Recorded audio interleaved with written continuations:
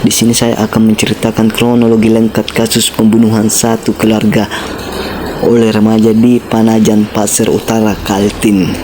Polisi menemukan fakta baru dalam kasus pembunuhan satu keluarga oleh remaja yang berinisial J yang berumur 16 tahun. Pelaku diketahui juga memperkaos jasad korban, ibu dan anaknya.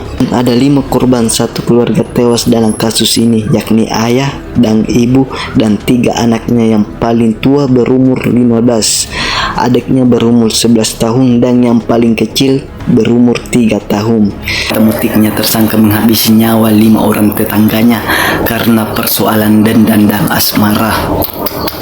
Ada 2 sumber mengatakan bahwa dikabarkan si korban ini pernah menjadi kekasihnya dan mantan kekasihnya tidak terima kekasihnya jika memiliki kekasih lagi. Dan ada sumber lain yang mengatakan karena hubungan mereka tidak disetujui oleh kedua orang tuanya si pelaku. Lalu si pelaku merasa sangat sakit hati dan tindakan itu sebagai cara untuk membalaskan rasa dendamnya. Lalu peristiwa berdarah ini terjadi di rumah korban yang berada di Jalan Sekunder 8 Desa Babulu Lauk, Kecamatan Babulu. Korban diduga dibunuh dengan cara dibacok. Peristiwa sadis ini berawal saat pelaku pesta minuman keras bersama teman-temannya. Kemudian sekitar pukul 23.30 WITA pelaku diantar pulang oleh temannya. Setelah itu pelaku membawa senjata tajam berupa parang menuju ke rumah korban untuk melakukan pembunuhan. Sesampainya di rumah korban, pelaku masuk ke dalam rumah dengan mudah karena pintu tak terkunci. Lalu sang pelaku langsung saja mematikan saklar lampunya.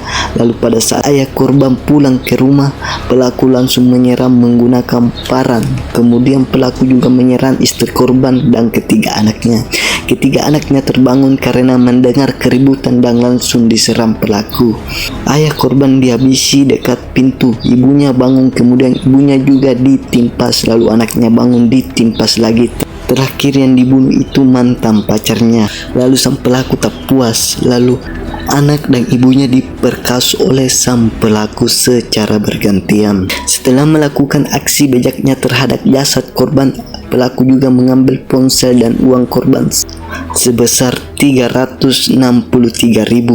Lalu dari pengakuan pelaku, korban sudah meninggal baru diperkaos atau sudah menjadi mayat lalu diperkaos. Sadis, memang sadis ya. Lalu pelaku pulang ke rumah dan mengganti baju serta mencuci parang.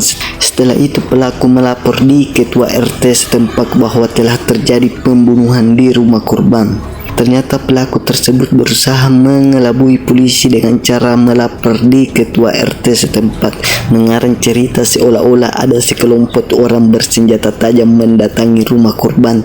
Hanya saja saat dikonfrontir, pertanyaannya tidak sesuai dengan ceritanya, dan akhirnya lama-kelamaan pelaku mengakui perbuatannya. Dan juga polisi menemukan bukti baju dengan bercak darah yang direndam di sumur belakang dan juga parang yang sudah dicuci.